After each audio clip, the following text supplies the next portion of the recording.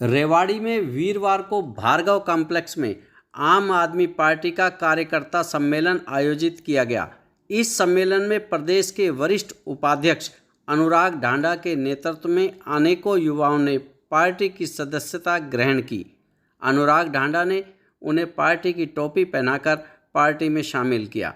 श्री ढांडा ने कहा कि अगला चुनाव बिजली, पानी व जन समस्याओं पर होगा। वह हरियाणा में आम आदमी पार्टी की सरकार बनेगी। आइए सुनते हैं अनुराग ढांडा से किस प्रकार संगठन का विस्तार होगा। रेवाड़ी में क्या कार्यक्रम?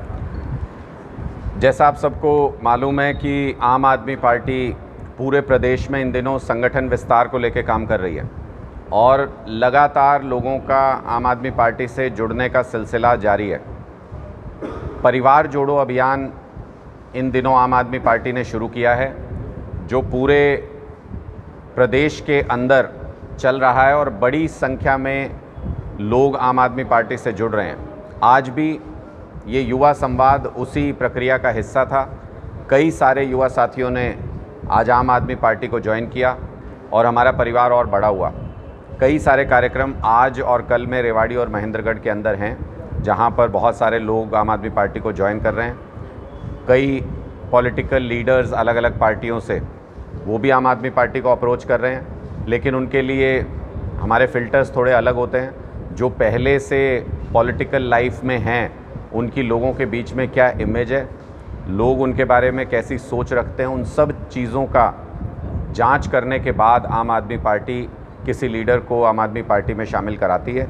वो इसलिए क्योंकि लोगों का आंख बंद करके विश्वास होता है अरविंद केजरीवाल जी पर, और जब अरविंद केजरीवाल जी किसी को टिकट देते हैं तो लोग उसको नहीं, केजरीवाल जी के नाम पे वोट देते हैं। तो इसलिए ये विश्वास बनाए रखना, कायम रखना हमारी जिम्मेदारी है। इसलिए हम बहुत टाइट फिल्टर्स के साथ लोगों को ज्वाइन कराते हैं। दूसरा, प्रदेश की सरकार इन दिनों जिस तरीके से चल रही है वो हरियाणा को बर्बादी की तरफ ले जा रहे हैं धीरे धीरे।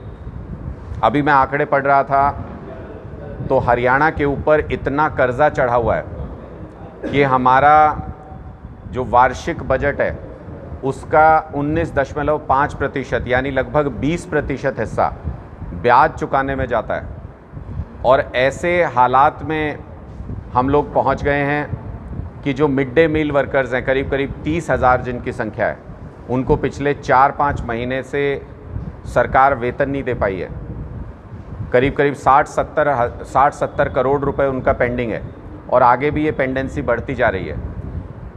भारतीय जनता पार्टी इसके लिए क्या कर रही है, सरकार इसके लिए क्या कर रही है? क्योंकि पिछले कुछ सालों का अगर बजट देखें तो उसमें कहीं भी सरकार की इनकम बढ़ती हुई नज़र नहीं आ रही है, कहीं भी सरकार के सोर्स बढ़ते हुए नज़र नहीं आ रहे हैं और खर्चे लगातार सरकार के बढ़ते जा रहे हैं।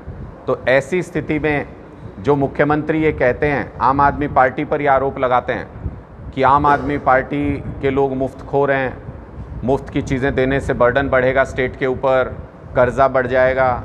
मैं मुख्यमंत्री जी से ये पूछना चाहता हूँ कि हरियाणा के अंदर तो वो कुछ भी फ्री नहीं देते, उसके बावजूद भी 3 लाख करोड़ से ज़्यादा का कर्जा हरियाणा के ऊपर किस तरह चढ़ा?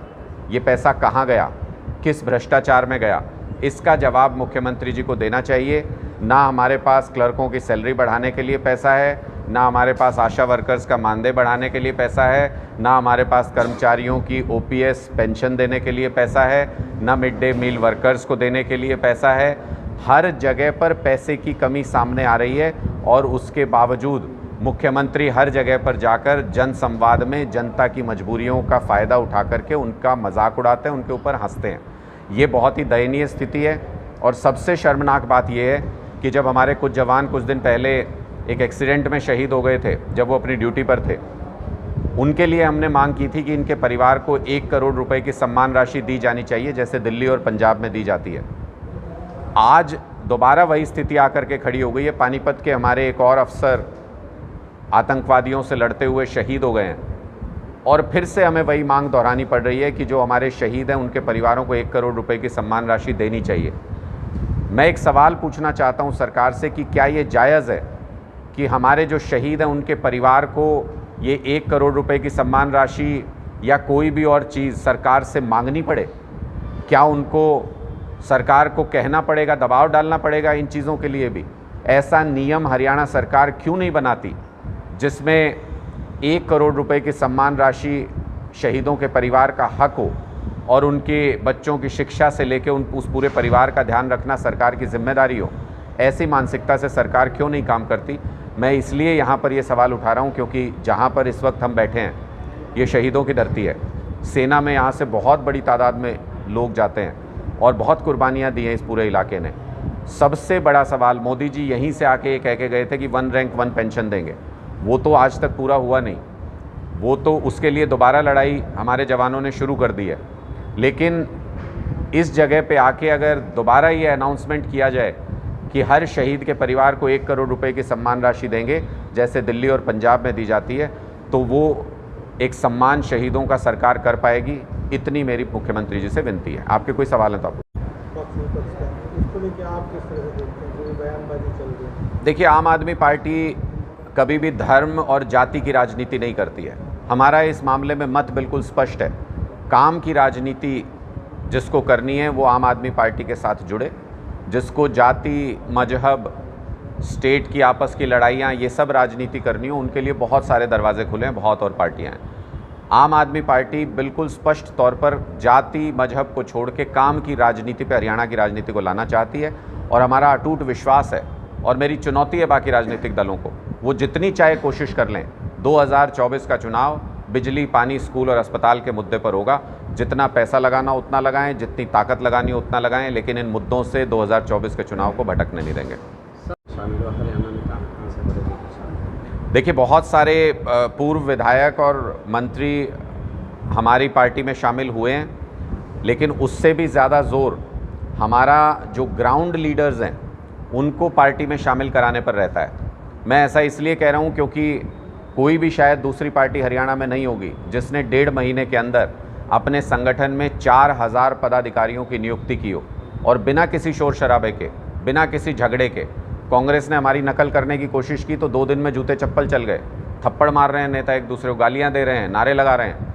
आम आदमी पार्टी ने 4000 पदाधिकारियों की नियुक्ति भी कर दी, सर्कल लेवल तक की। हर 5 गांव के ऊपर एक सर्कल इंचार्ज है और उन 4000 पदाधिकारियों का शपथ ग्रहण समारोह भी पूरे धूमधाम से हुआ भिवानी के अंदर। तो हमारी कोशिश बड़े बड़े नेताओं का संगठन तैयार करने की नहीं है, बल्कि हमारी कोशिश ज़मीन से जुड़े हुए कार्यकर्ताओं को जोड़ करके ज़मीन पे हर गांव के अंदर 21 सदस्यीय कमेटी बना करके 2 लाख पदाधिकारियों का मजबूत संगठन तैयार करने की है, जो 2024 में हमें जीत दिला सके। अभी रेवाड़ी के अंदर एक टॉयलेट को लेकर आम आदमी पार्टी कार्यकर्ताओं पे FIR भी दर्ज हुई थी, उसके बारे में क्या कहेंगे? देखिए, बहुत स्पष्ट है कि जब आप मूलभूत सुविधाएं दे नहीं पाते हैं तो फ्रस्ट्रेशन में जो उनके लिए आवाज़ उठाता है उसके खिलाफ कार्रवाई करते हैं। अगर इतना दिमाग, इतना जोर भारतीय जनता पार्टी की सरकार उस टॉयलेट को ठीक कराने पे लगाती तो ये मुद्दा ही नहीं बनता। कभी भी ना ये प्रोटेस्ट होता, ना ये FIR होती। कहते हैं कि पानी जब सिर से ऊपर गुजर जाए तो लोगों का धैर्य जवाब देने लगता है और उसके बाद धैर्य छोड़ के लोग बड़े बड़े कदम उठाते हैं। ऐसी स्थिति आज के दिन हरियाणा के अंदर। आप किसी सड़क पे चले जाइए, सड़कें टूटी पड़ी हैं।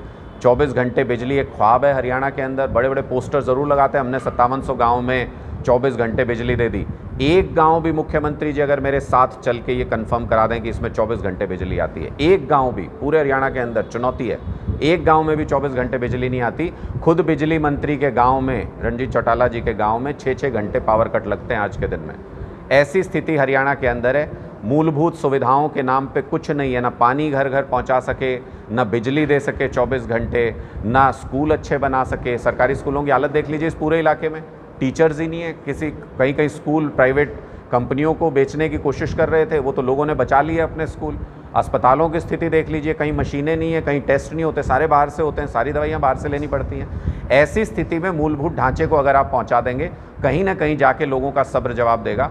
जो टॉयलेट वाली आपने बात मुझसे पूछी, जिसको लेकर के पूरा विवाद है, वो भी उस धैर्य का जवाब देना ही है। अगर सरकार मूलभूत ढांचे को सही करे तो ऐसे विवाद पैदा नहीं होंगे। 1 नेशन 1 इलेक्शन में आम लोगों के लिए कुछ नहीं है।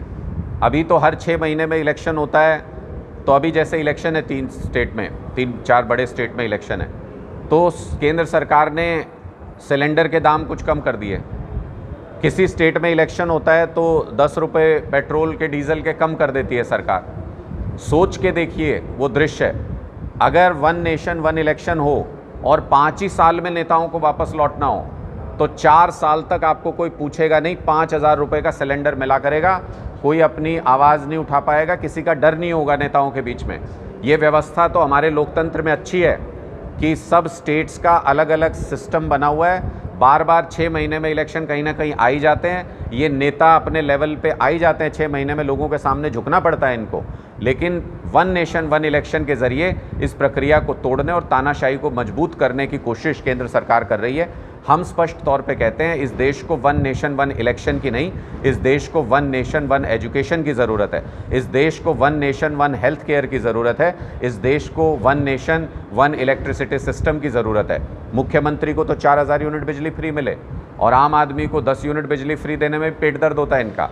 मुख्यमंत्री बंगले में फ्री में रहते हैं, मुख्यमंत्री जी की गाड़ियाँ फ्री में मिलती हैं, हवाई जहाज़ की टिकट, रेलवे टिकट, हेलीकॉप्टर सब कुछ फ्री में मिलता है, और आम लोगों को फ्री की सुविधा देने को मुफ्तखोरी कहते हैं, मुफ्त की रेवड़ी कहते हैं।